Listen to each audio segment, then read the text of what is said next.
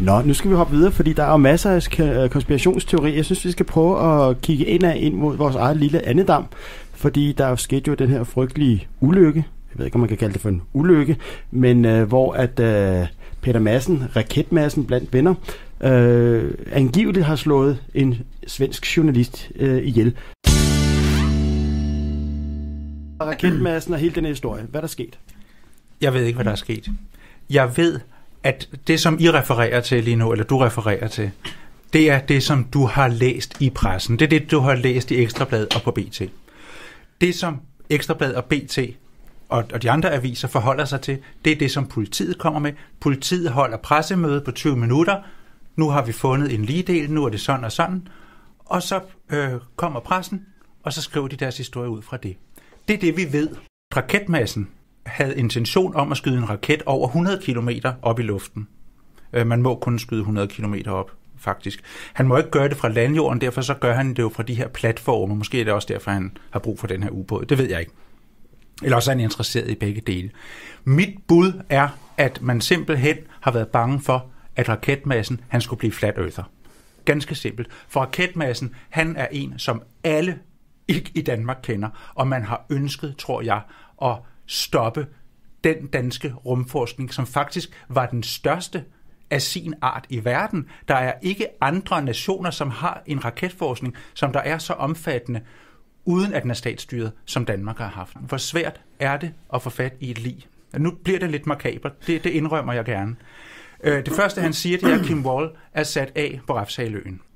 Det var hun måske også. Der var jo overvågningsbilleder. Dem har jeg desværre ikke set. Men der ville man jo kunne se, gik hun i land, gik hun ikke i land. Det, som man så kan se fra de journalister, der kommer og filmer ham, når han kommer i land, det er, at han går med sådan et guldfolie, ligesom sådan et, man får, hvis der er en ulykke osv. Ligesom om, at han skulle være fisket op af vandet, hvilket det blev han jo også. Ja, men manden har tørt tøj på. Han har fuldstændig tørt tøj på. Hvor ved du det fra? Det kunne jeg se på de film. Altså, det kunne jeg se på de fotografer, som fulgte efter ham, lige da han kommer i land. Han har tørt tøj på. Han er chokeret over og ked af, siger han, at ubåden er sunket. Han agerer fuldstændig i overensstemmelse med situationen, netop at han er ked af det, som er hændt med ubåden, og han undrer sig over, at han skal til afhøring. Han bliver så anholdt osv., og så kører møllen. En anden mulighed kunne være, at Kim Wall har dobbelt identitet. Og det er der noget, der kunne tyde på fra en meget stor journalist hjemmeside, hvor hun var freelance journalist. Der linker hun til en Twitter-account, en Twitter-konto, hvor hun kalder sig Nicole Goddard. Og Nicole Goddard, det er et amerikansk space center, og Nicole Goddard var vist nok en af de første kvindelige astronauter, eller forskere derovre, eller hvad man nu skal kalde dem, løgnere. Men ja. Kære kvinde har mange navne. Ja. Hun havde flere konti. Og noget omkring hendes familieforhold, synes jeg også er lidt interessant i den her sammenhæng. Fordi, hvordan laver man en falsk identitet? Det gør man for eksempel, hvis man har en far, som er ansat i Google. Det er hendes far. Man har en mor, som er journalist, og rigtig god til at stille sig op på en talerstol kort tid efter, at hendes datter angiveligt skulle være død og stå der med krokodilletårer osv. osv. Mit bud er, at det er et setup. Man har ønsket det her for at lukke dansk rumforskning. Men hvem har vi lukket det her? Jamen altså, før det her skete, så fik Madsen en ny samarbejdspartner, og han hedder Christian Bengtsson, og han er raketforsker, ansat i NASA. Og han kommer ind og blander sig i det her, og så er der det her med, at de så bliver uenige osv. osv. Mit bud er, at NASA har ønsket at komme ind og blande sig i dansk raketforskning via ham her, Christian Bengtsson, som er arkitekt og raketforsker. Han har tegnet noget af alle de her ting, som der så angiveligt skulle sættes op på månen her senere. Nu er det jo månen, og ikke Mars, vi skal til ifølge Trump. De laver hele tiden om på det. Ikke bare, det koster penge, så er det fint. Mit bud er, at NASA har været involveret på et eller andet plan i det her, og at det er et setup. Man har ønsket at neutralisere ham. Man har ønsket at bremse hans udvikling. Ja. Men hvor kommer Kim Wall så egentlig? Jamen altså, hun kommer ind i det. Er hun hyret af dem? Ja, altså Kim Wall, hun havde jo forbindelser til regeringer. Hun arbejdede for det svenske udenrigsministerium, hun har også arbejdet for det amerikanske udenrigsministerium. Hun er det, man kalder vil jeg mene, er en, der har en insider. Så hun kunne, altså om hun overhovedet har været på båden, det er slet ikke sikkert. Men det var der jo billeder af, Ole. Ja, der findes mig bekendt kun et billede, og det er, når man så sammenholder det her billede med et billede af Kim Wall, så kan man godt se, at det ligner, men man kan også godt se, at det kunne være en anden. Så det der er jeg sådan altså, lidt... Altså, vi taler om det billede, hvor hende og Raket Madsen står oppe... Ja, og hun viser det her Illuminati-tegn. Mm-hmm. Hun viser det vist nok omvendt med spidsen. Det kan jeg ikke huske. Jeg synes bare, hun står halvt sådan et brystbillede med Raket Madsen, og de sejler ud igennem... og Raket Madsen kigger mod det danske flag. Altså, han kan sagtens være en del af det. Men hvad mere sandsynligt det er, at jeg tror, at han er udsat for et cover-up. Og det her med, at han hele tiden ændrer forklaring. Han blev jo ikke engang varetægtsfængslet i isolation. Det vil sige, at andre har kunne gå ind og besøge ham i fængslet. Ikke? Og mit bud er, at nogle af de her andre, de har så været inde og sige, ved du hvad, nu skal du lige få den her historie til at passe. Ikke også? Fordi det er en meget, meget alvorlig sag, han er blevet beskyldt for, og han får sandsynligvis en lang dom, hvis han bliver dømt. Men Ole, meget kort, altså hvis lig er det så, man har fundet? Jamen altså, det er bare et lig. Altså, de har taget fra Panum-instituttet, ikke? Altså, men han spiller jo med på det. Han siger, han har jo erkendt nu, at han har men hvis alternativet til at tilstå, det er at blive hængt i sin egen fængselscelle, ikke? Altså men det viser sig jo også, at det er hende via DNA'en. Ja, altså, og det har jeg lige tænkt lidt over, ikke?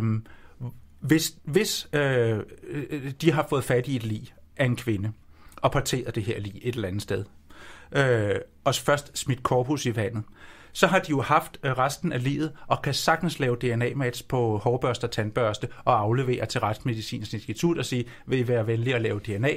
Men så skulle de også være involveret? Politiet er med det også, eller? Ja. Jamen det er jo igen det her, hvor mange mennesker skal der egentlig til at putte at partere et lig og putte det ind i et bagagerum. Altså, det kan et menneske jo gøre alene. Nej, det kan de jo ikke. Jo, hvis alt det, du siger lige nu, skulle gå op i en højere enhed, så er der jo ret mange medvirkende. Nej, det behøves ikke at være. Altså, der behøves kun at være ganske få. Der behøves at være en eller anden... som frigiver et lig. Hvad ved jeg? Det kan være fra en hjemløs, eller jeg skal ikke kunne sige det, eller... Altså, det er ikke svært. Det kan ikke være så svært at få fat på et lig for de rigtige mennesker. Det kan ikke være så svært at partere det. Det kan ikke være så svært at køre en kamp igennem et hår og en tandbørste i munden og aflevere til Retsmedicinsk Institut og sige, er der DNA-match? Ole, der er også noget med hendes efternavn Wall, som du har i nogle tanker omkring. Det er ikke tilfældigt, hun hedder Kim Wall eller Wall, måske? Ja, så det synes jeg også bare var sådan lidt tankevækkende, ikke? Altså, men altså, det har hun måske heddet hele livet, altså, hvad ved jeg? Altså, altså, mit bedste bud er, at hun lever i bedste velgående og fredvær med det, men jeg synes jo, det er trist for Raket Madsen, ikke? Jeg slår op. Okay. Hvordan kan hun så gemme sig? Altså, hvis han bliver dømt. Og det er jo lidt han interessant. Skal dømmes! Ja, det er jo lidt interessant, fordi at dommeren, som har varetægtsfængslet ham, har udtalt sig i pressen. Ikke også? Og det er, nu er jeg godt nok ikke jurist, men tæt på, nej. Det er jo procedurefejl. Så mit bud er, at han sagtens kunne blive frikendt, eller ikke dømt på procedurefejl, når den sag kommer. Det, som er tankevækkende, det er, at han er blevet dømt i pressen, ikke også? Så hvis der er en konspiration, som jeg mener kunne være tilfældet, hvor politiet og retsvæsenet sådan set også er involveret, og politiet bare kommer med den her dokumentation 20 minutter en gang imellem, når der er blevet fundet en ligedel, eller hvad det er, værsgod, og så tager I den. Der er jo ingen journalister, som der så beder om for eksempel at se overvågningsbilleder fra Refshaleøen, ikke? Der er ingen journalister, der stiller spørgsmålstegn ved, hvorfor har manden tørt tøj på, når han går i land, og så videre, så videre, ikke? Og Ole, Raket Madsen, eller Peter Madsen, han er overbevist om, at jorden også er flad.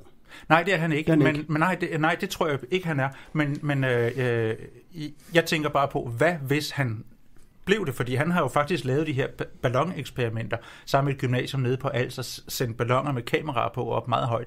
Der var jo en amerikaner, Mike Hughes, eller sådan noget hed han, for nylig, som der skulle skyde sig selv. Det var så kun på 500 meter ud, ikke? Også, han fik så ikke lov af de amerikanske myndigheder alligevel, ikke? Det var også sådan en raketmand, men han er jo slet ikke på samme niveau som dansk. Der er jo 2 institutioner i Danmark. Der er både Raketmassen, og så er det her Copenhagen Suburbios, ikke? Som laver det her, ikke? Ja, så amerikanerne var slet ikke lige så dygtige, og det har de jo aldrig nogensinde været til raketter, men de var slet ikke lige så dygtige som med danskerne. Jeg kan næsten gætte mig til, hvad det næste stykke musik der er, Frank. Må jeg høre, hvad det bliver der, Audrey? Jeg er forkendt til det her sted. Perfekt.